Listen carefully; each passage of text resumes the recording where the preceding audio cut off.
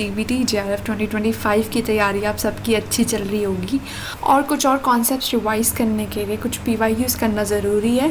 तो चलो स्टार्ट करते हैं क्वेश्चंस के साथ। सबसे पहला क्वेश्चन है regarding thermal denaturation the TM of a protein denotes. तो हमें बताना है कि टीएम ऑफ प्रोटीन क्या होता है। तो ऑप्शंस है mid point of temperature range over which denaturation occurs, temperature at which protein starts denaturing, temperature at which protein denaturation is completed, minimum temperature at which protein does not denature। तो इसे देखते हैं इस graph के through.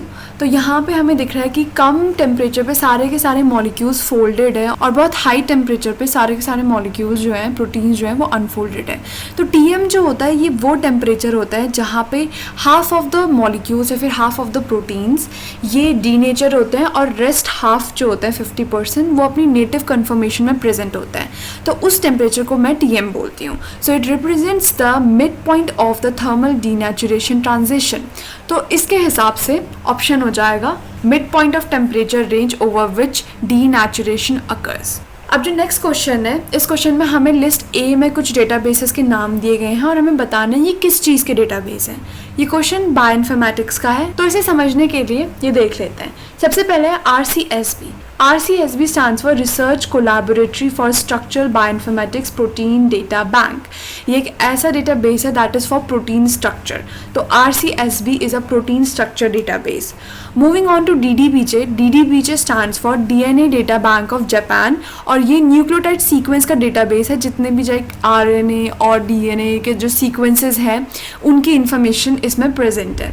फिर है OMIM वो stands for online Mendelian inheritance in man. बस इससे ये याद रखना कि ये ना म्यूटेशन का डेटाबेस है OMIM। Moving on to fly base as the name suggest fly. तो यहाँ पे जो भी जीनोम है and biology of drosophila species drosophila melanogaster के जीनोम के बारे में यहाँ पे इस डेटाबेस में इंफॉर्मेशन प्रेजेंट रहेगी। तो ये ऑर्गेनिज्म स्पेसिफिक जीनोम डेटाबेस है। अब इसके हिसाब से आंसर देख लेते हैं। RCSB था हम लोग का प्रोटीन स्ट्रक्चर डेटाबेस तो ये हो जाएगा A। म्यूटेशन डेटाबेस था हम लोग का OMIM so it is going to be B। Organism specific genome database that was fly base D। And nucleotide sequence database ये था DDBJ तो DDBJ है C। तो इसके हिसाब से ऑप्शंस देखते हैं। A का है फोर्थ यही आ गया आंसर। B का है third OMIM it is a mutation database yep it is। then after that C DDBJ is a nucleotide sequence database C का first and D flybase is an organism specific genome database D का second yes it is right। तो second वाला answer हो जाएगा इसका।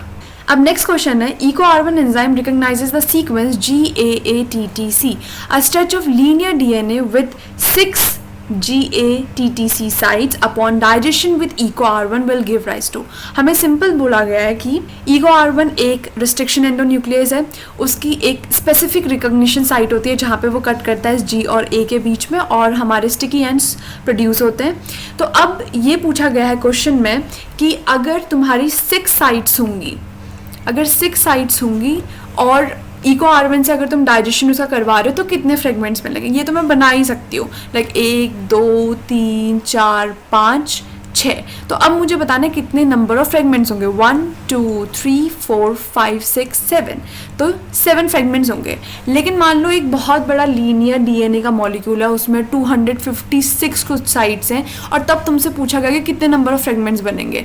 तो उसके लिए हम बैठ के तो ये डायग्राम नहीं बना सकते 256 रिस्ट्रिक्शन साइट्स का। तो उसके लिए ये याद रखना कि कभी भी लीनियर DNA मॉलिक्यूल तुम्हें दिया गया हो और बोला हो कि उससे रिस्ट्रिक्शन डाइजेशन हो रहा है किसी एंडोन्यूक्लियस से तो कितने फ्रेगमेंट्स बनेंगे। लीनियर के केस में जितनी भी रिस्ट्रिक्शन साइट्स होंगी +1 कर देना तो तुम्हें आंसर पता चल जाएगा कितने फ्रेगमेंट्स बनेंगे। 256 अगर साइट्स है उसमें +1 कर दो तो तुम्हारी 257 फ्रेगमेंट्स बनेंगे। लेकिन याद रखना ये लीनियर DNA के लिए है।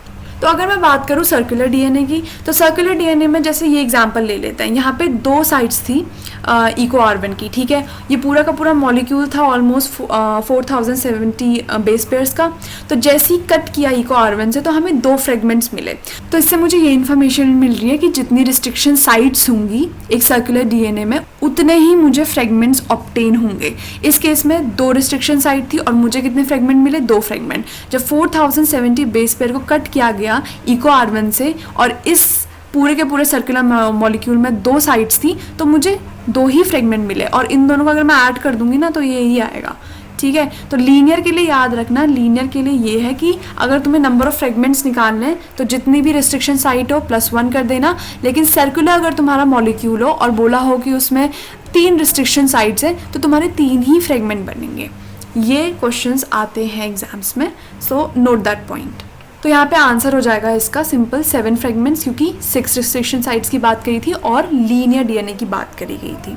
अब नेक्स्ट क्वेश्चन है, the sum of circumference of the circle and the perimeter of square is 184 centimetre, the diameter of circle is 28 centimetre, what is the sum of the area of circle and square. अब इस question में मुझे sum of circumference of circle and perimeter दे रखा है which is 184 centimetre, और मुझे निकालना क्या है कि what is the sum of the area of circle and the area of square. Square का एरिया निकालने के लिए मेरे पास साइड होनी चाहिए कि साइड कितनी है। अब इधर पे तुम्हें r के बदले डायमीटर दिया गया था, डायमीटर वॉज 28, तो 28 का तुमने हाफ कर दिया विच इज़ 14, तो तुम्हें 14 रेडियस मिल गया। अब 2πr is the circumference of the circle and 4a stands for side is the perimeter of a square, ये तुम्हारा 184 सेंटीमीटर है। When you're going to solve it, तुम पाई की वैल्यू लिखोगे 3.14 एंड देन ये इधर पे माइनस में जाएगा इवेंचुअली, फिर उसके बाद ये 4a है तो यहाँ पे इनटू में है तो 4 डिवाइड में जाएगा, तो तुम्हें साइड पता चल जाएगी कि साइड कितनी आई है विच इज़ 24.02 सेंटीमीटर। अब इसको तुम्हें सिंपली एरिया के फॉर्मूले में रखना है। एरिया ऑफ सर्कल क्या होता है, पाई आर स्क्वायर होता है, एरिया ऑफ स्क्वायर क्या होता है, साइड स्क्वायर होता है। Just put the values, okay. Radius तो मैं ऑलरेडी पता था 14 है और साइड स्क्वायर मैंने 24.02 निकाल लिया। When you solve this then you get this answer which is 1192.4 centimetre square.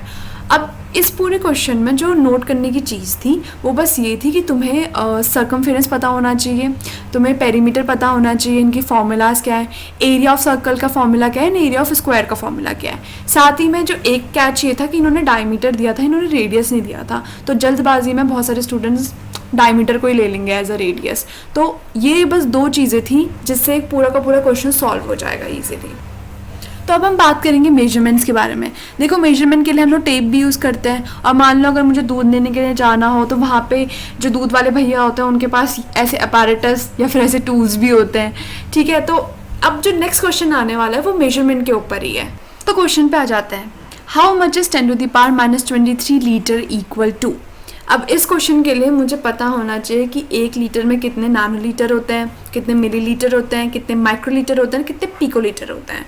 अब नहीं पता तो देख लेते हैं। Nano stands for 10⁹, simple. तो 1 लीटर में 10⁹ नैनोलीटर्स होते हैं।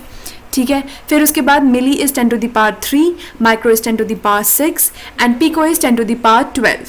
तो अगर मैं सॉल्व करने बैठूं तो मुझे 10⁻23 को कन्वर्ट करना है, तो 10⁻23 इधर पे आ जाएगा, प्लस नैनो की बात हो रही तो 10⁹ था। अब यहाँ पे इनटू है और बेस सेम है तो बेस 10 आ जाएगा, और पावर्स को फिर हम सॉल्व कर लेंगे तो आंसर आ जाएगा 10⁻14 नैनोलीटर, जो मुझे दिख भी रहा है ऑप्शन में। लेकिन और भी सॉल्व कर लेते हैं। 1 लीटर में 10⁻3 मिलीलीटर होते हैं, तो जब मैंने वो सॉल्व किया तो मुझे 10⁻20 मिलीलीटर दिखा, तो ये तो कहीं ऑप्शन है नहीं, 10⁻17 है, तो this is not going to be the option. तो 1 लीटर में 10⁻6 माइक्रोलीटर होते हैं। अगर मैं इसे सॉल्व करूँ तो आता है 10⁻17 माइक्रोलीटर, तो ये भी वो ऑप्शन नहीं होगा। फिर उसके बाद आता है पिकोलीटर 10⁻12। अब इसको सॉल्व करूँ तो 10⁻11 पिकोलीटर आना चाहिए, और यहाँ पे भी वो ऑप्शन नहीं है। तो अगर मैं नैनोलीटर को देखूँ तो that is satisfying the condition, तो यहाँ पे third one is going to be the answer. तो आप भी iFly की सेफ ऑनलाइन क्लासेस ज्वाइन कर सकते हैं। सेफ मतलब short, accurate, fast and efficient. iFly online classes लेता है which is accessible from any location. आप दिए गए नंबर पे कांटेक्ट कर सकते हैं, दैट इज़ 09013902981।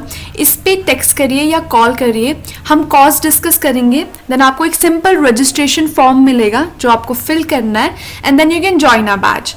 थैंक यू, मिलते हैं आपसे नेक्स्ट वीडियो।